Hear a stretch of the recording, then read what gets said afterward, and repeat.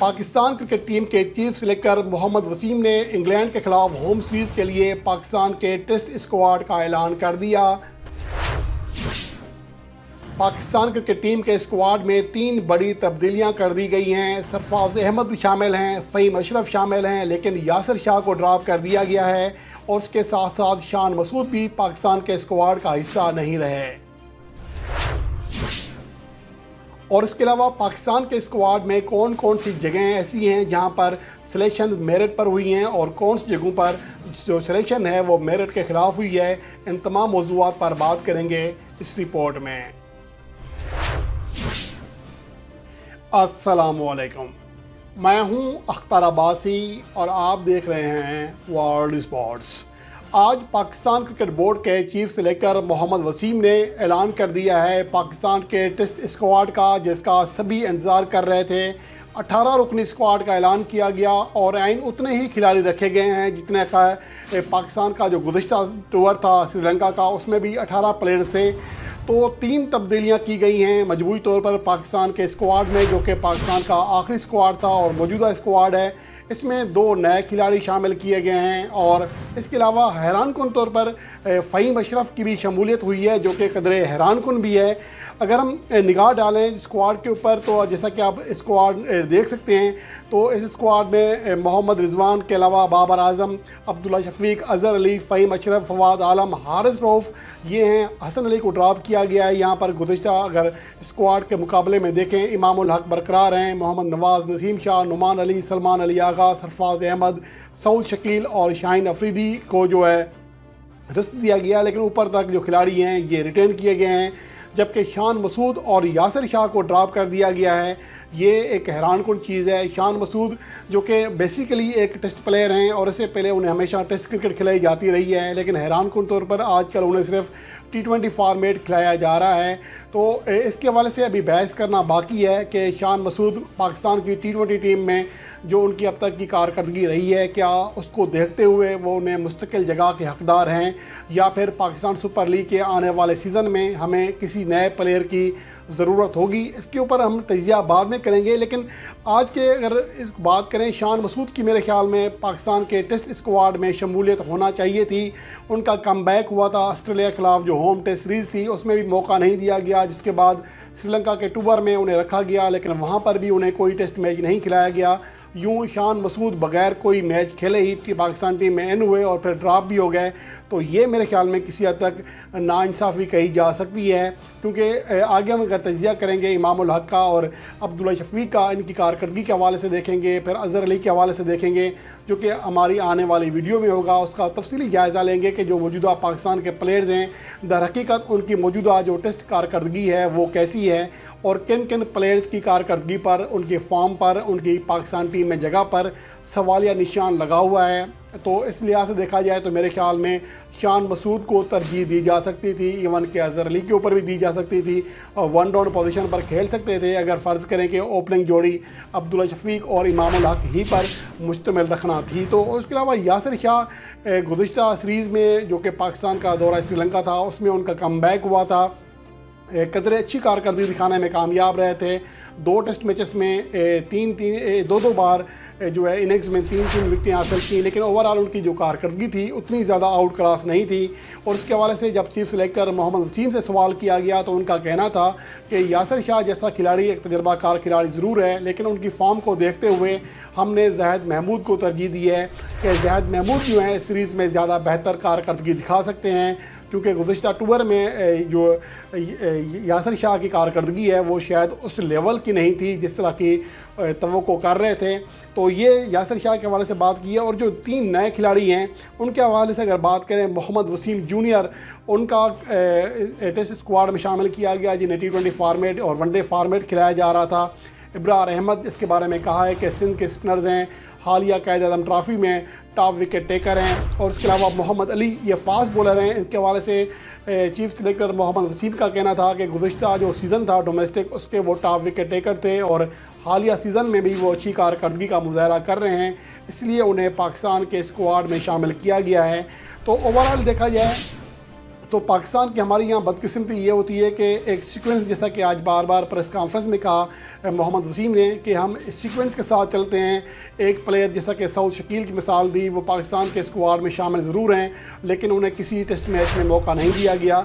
तो यही चीज़ सबसे बड़ी बदकिस्मती है कि एक खिलाड़ी जिसको जिस कारकर्दगी की बुनियाद पर, जिस फॉर्म की बुनियाद पर पाकिस्तान टीम में सिलेक्ट किया जाता है, तो उसको जब मौका मिलता है या तो उसकी फॉर्म जा चुकी होती है या उसका एतमाद ख़राब हो चुका होता है। तो अगर आपने इब्रार अहमद को सिलेक्ट किया है तो उम्मीद है कि इस बार उन्हें मौका भी मिल जाएगा, क्योंकि पाकिस्तान की जो कारकर्दगी है हमारे प्लेयर्स की, वो इतनी आउट क्लास नहीं है कि किसी को निकाला ना जा सके। ख़ास तौर पर जब यासिर शाह को भी ड्रॉप कर दिया गया है, तो यहाँ देखना होगा कि जहद महमूद या इब्रार अहमद में से किसको ज़्यादा तरजीह दी जाती है, ये एक क्वेश्चन है।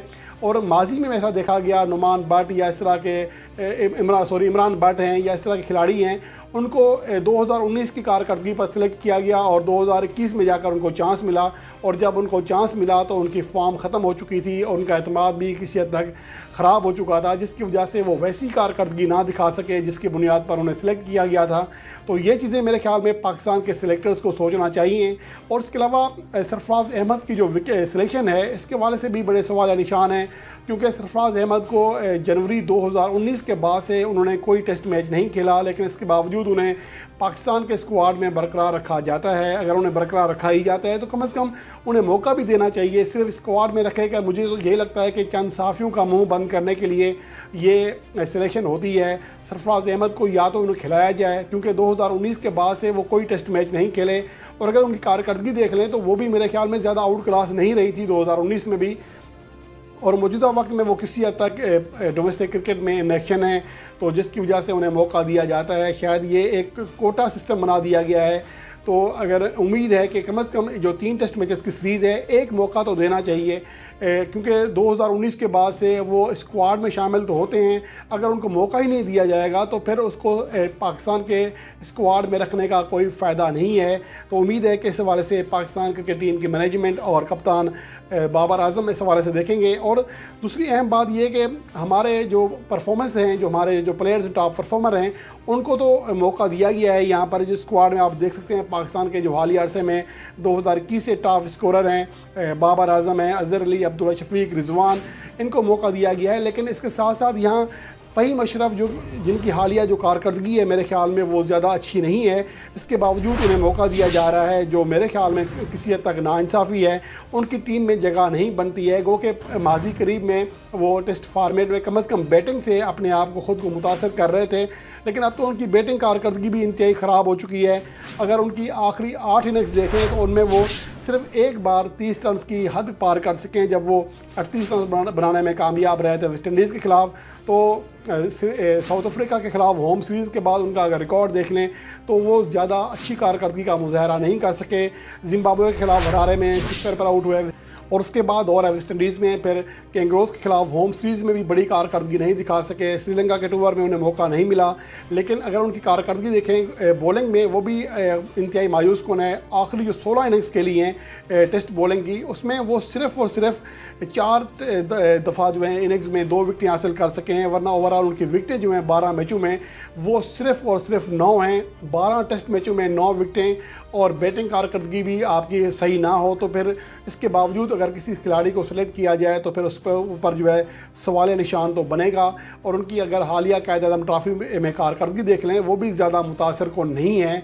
इसके बावजूद उन्हें फ़हीम अशरफ को मौका दिया जा रहा है, तो किसी हद तक यहाँ पर खाना पूरी भी की गई है। ओवरऑल जो स्क्वाड मुंतखब हुआ है, इस पर हम ज़्यादा तनकीद इसलिए नहीं कर सकते कि शाहीन शाह अफरीदी की जो सिलेक्शन थी वो तो होनी नहीं थी, वो खिलाड़ी जो अनफिट है। और उसके अलावा हारिस रऊफ को मौका दिया गया है उनकी जगह पर। स्क्वाड में तो पहले भी थे दौरा श्रीलंका में, लेकिन किसी अभी तक टेस्ट डेब्यू नहीं कर सके, तो शायद उनको भी टेस्ट डेब्यू कराया जाएगा।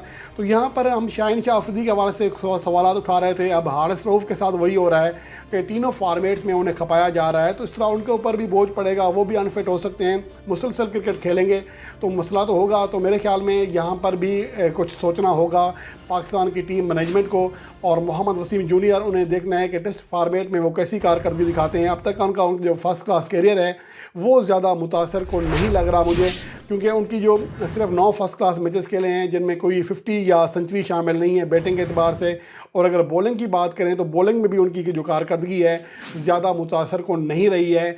लेकिन उम्मीद है कि वसीम जूनियर या दीगर खिलाड़ियों की जो सिलेक्शन हुई है वो इस सीरीज़ में ख़ुद को साबित करने में कामयाब रहेंगे। और उसके अलावा जो दीगर मौज़ूआत हैं आने वाली वीडियो में उस पर बात करेंगे कि आबिद अली को मौका क्यों नहीं दिया जा रहा है, इसके हवाले से कुछ साफ़ी सवालात कर रहे हैं। इसके अलावा हवाले से हकीकत क्या है और प्लेयर्स की कारकर्दगी स्टेट्स के साथ आपके सामने रखूँगा कि दर हकीकत हमारे कौन से प्लेयर्स हैं जिनके ऊपर हम तकिया कर सकते हैं, जिनकी हालिया कारकर्दगी ज़्यादा बेहतर है।